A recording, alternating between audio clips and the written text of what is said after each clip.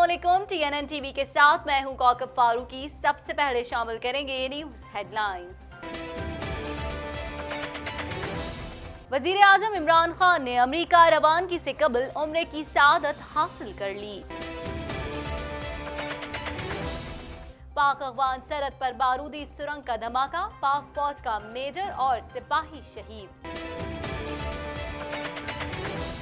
मकबूजा कश्मीर में अब तक 40,000 से जायद नौजवानों को गायब कर दिया गया है। मशाल मलिक। चेयरमैन नैब को मुंतखब करने वाले खुद नैब की जेल में। इंसदाद मुनशियात की खुसूसी अदालत में राना सनाउल्लाह की दरख्वास्त जमानत मुस्तरद। रवां साल के आखिरी 6 माह में महंगाई में कमी आएगी, गवर्नर स्टेट बैंक। पाकिस्तान में क्रिकेट के शायकीन के लिए अच्छी खबर, श्रीलंकन टीम 25 सितंबर को पाकिस्तान पहुंचेगी। कैनेडियन वजीर आजम की नस्ल परस्ताना इकदाम पर 24 घंटों में 2 बार माफी। नस्ल परस्ताना इकदाम पर सियासतदानों की ट्रूडो पर तनकीद। टोरंटो में फायरिंग के 2 वाकयात, एक शख्स हलाक, एक जख्मी। ऑन्टेरियो को कोर्ट ऑफ अपील ने डॉगफोर्ड के हक में फैसला सुना दिया। अमरीकी अदालत ने भारतीय वजीर आजम नरेंद्र मोदी को तलब कर लिया। अमरीका ने ईरानी सदर और वजीर खारजा को वीजे जारी कर दिए। दुनिया भर में माहौलियाती तब्दीली के खिलाफ मुजाहिरे। हेडलाइंस आपने जानी, खबरों की तफसील शामिल करेंगे इस ब्रेक के बाद।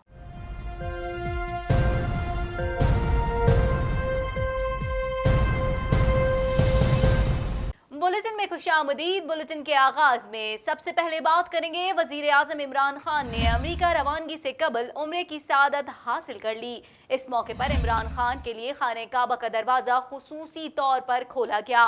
वजीर आजम ने वफ्द के हमरा बैतुल्लाह में नवाफिल अदा किए। मजीद जानते हैं इस रिपोर्ट में।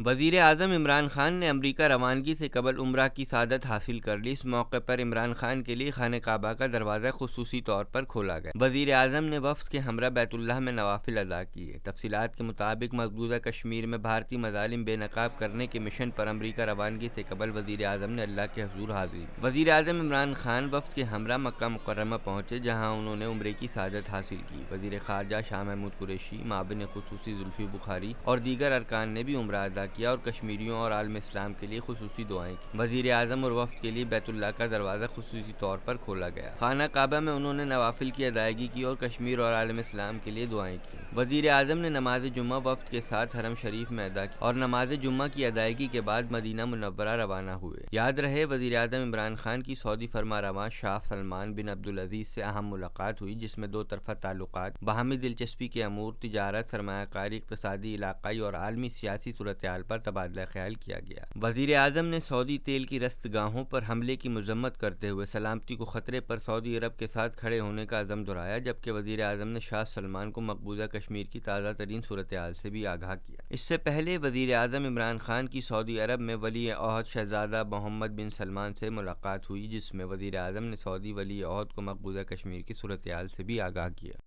पाक अफगान सरहद पर बाढ़ की निगरानी के दौरान बारूदी सुरंग के धमाके में पाक फौज का मेजर और सिपाही शहीद हो गए। मज़ीद जानते हैं इस रिपोर्ट में। पाक अफगान सरहद पर बारूदी सुरंग के धमाके में पाक फौज का अफसर और जवान शहीद हो गए। DG ISPR ने अपने ट्वीट में कहा है कि पाक अफगान सरहद पर बारूदी सुरंग के धमाके में 2 जवान शहीद हो गए। मेजर अदील शाहिद और सिपाही फराज हुसैन ने मोहम्मद डिस्ट्रिक्ट में जामे शहादत नोश किया। ISPR के मुताबिक शहीद अफसर की निगरानी में सरहद पर बाढ़ लगाई जा रही थी। दोनों शहीद सरहद पार दहशतगर्दों की लगाई गई IED की जद में आ गए। ISPR का कहना है कि मेजर अदील शाहिद कराची और 23 साल सिपाही फराज हुसैन कोटली के रिहायशी थे। کچھ بات کریں گے حریت رہنما یاسین ملک کی اہلیہ مشال ملک نے کہا ہے کہ آرٹیکل 370 کے خاتمے کے بعد کرفیو کے دوران اب تک 40,000 سے زائد کشمیری نوجوانوں کو غائب کیا گیا ہے، جن میں 300 لڑکیاں بھی شامل ہیں۔ مزید احوال اس رپورٹ میں۔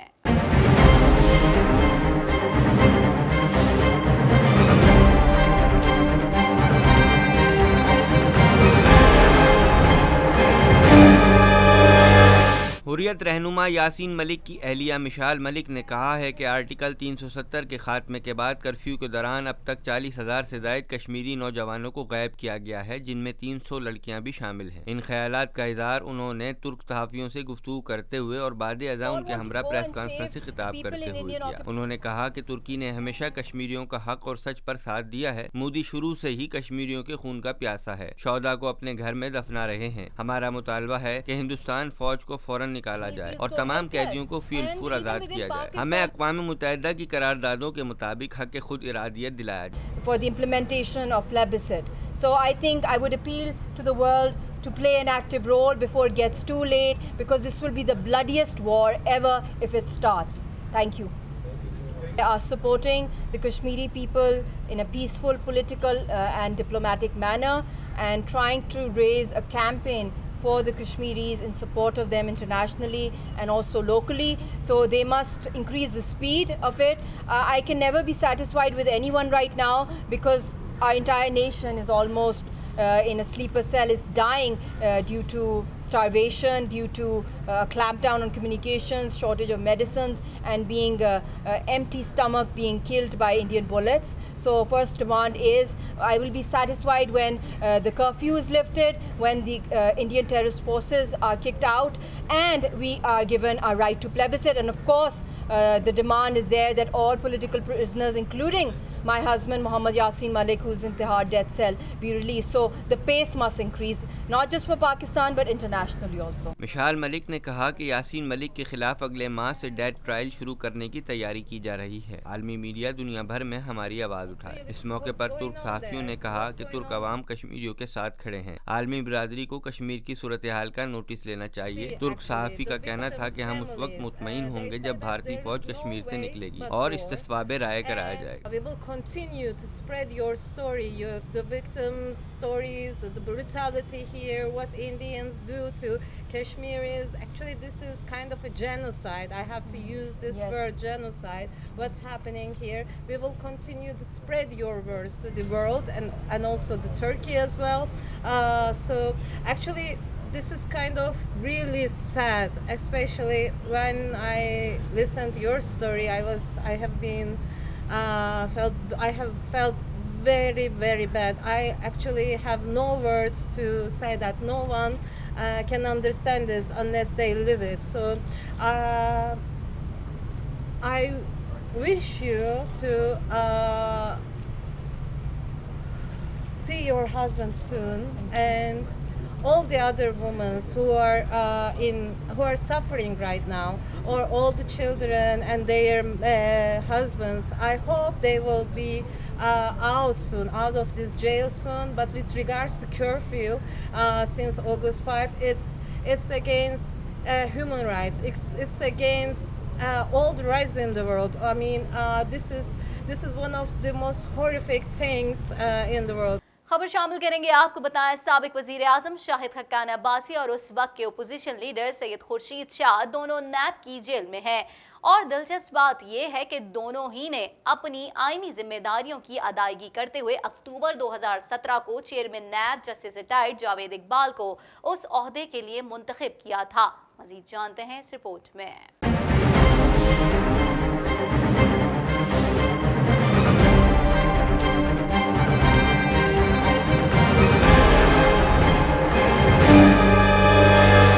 سابق وزیر اعظم شاہد خاقان عباسی اور اس وقت کے اپوزیشن لیڈر سید خورشید شاہ دونوں نیب کی جیل میں ہیں، اور دلچسپ بات یہ ہے کہ دونوں ہی نے اپنی آئینی ذمہ داریوں کی ادائیگی کرتے ہوئے اکتوبر 2017 کو chairman NAB justice retired Javed Iqbal کو اس عہدے کے لیے منتخب کیا تھا۔ دونوں کے وارنٹ گرفتاری پر چیئرمین نیب نے ہی دستخط کیے تھے۔ شاہد عباسی نے چیئرمین نیب کو منتخب کرنے پر قوم سے معافی مانگی تھی۔ ذرائع کے مطابق دونوں بڑی سیاسی جماعتوں کے چند رہنماؤں نے جسٹس جاوید اقبال کے نام پر اعتراض کیا تھا، لیکن شاہد خاقان عباسی نے اپنی رائے تبدیل کرنے سے انکار کیا تھا۔ شاہد خاقان عباسی کو 18 جولائی کو لاہور سے جبکہ خورشید شاہ کو بدھ کو بنی گالہ اسلام آباد سے گرفتار کیا گیا۔ کچھ بات کریں گے انسداد منشیات کی خصوصی عدالت نے رانا ثناء اللہ کی درخواست ضمانت مسترد کر دی، جبکہ ان کے 5 شریک ملزمان کی ضمانت کی درخواست منظور کر لی گئی ہے۔ مزید جانتے ہیں اس رپورٹ میں۔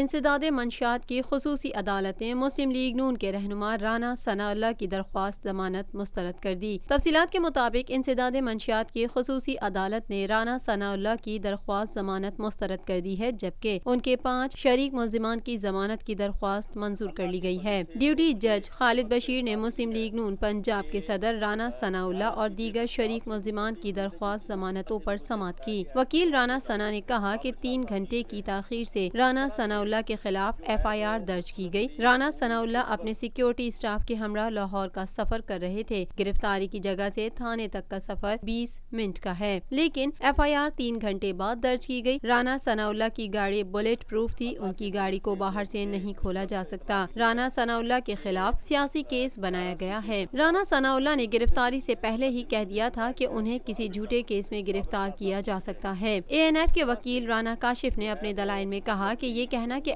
FIR میں تاخیر ہوئی بالکل غلط ہے۔ FIR درج کرتے وقت تمام قانونی تقاضے پورے کیے۔ رانا ثناء اللہ سے کوئی ذاتی رنجش نہیں ہے۔ رانا ثناء اللہ سے جب منشیات کا بیگ برآمد ہوا تو اس وقت ان کے محافظوں نے مزاحمت کرنے کی کوشش کی۔ گورنر اسٹیٹ بینک رضا باکر نے کہا ہے کہ پاکستان اقتصادی اصلاحات پر عمل پیرا ہے۔ فوریکس مارکیٹ میں بے یقینی میں کمی آئی ہے۔ رواں سال کے آخری 6 ماہ میں مہنگائی میں کمی آئے گی۔ مزید احوال جانیں گے اس رپورٹ میں۔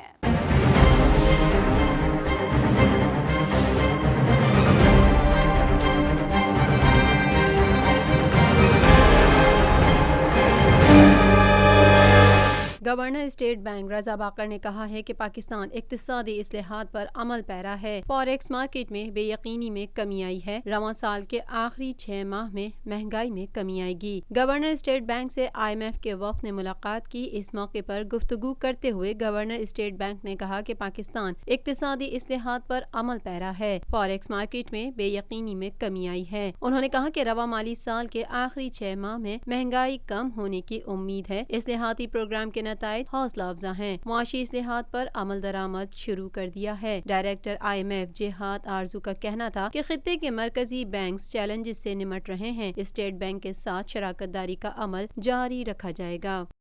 کچھ بات کریں گے کھیل کے میدان سے، خبر شامل کریں گے۔ آپ کو بتائیں پاکستان میں کرکٹ شائقین کے لیے اچھی خبر آ گئی۔ سری لنکن ٹیم کو دورہ پاکستان کے حوالے سے اجازت مل گئی۔ سری لنکن ٹیم شیڈیول کے مطابق 24 ستمبر کو کراچی پہنچے گی۔ مزید احوال جانیں گے اس رپورٹ میں۔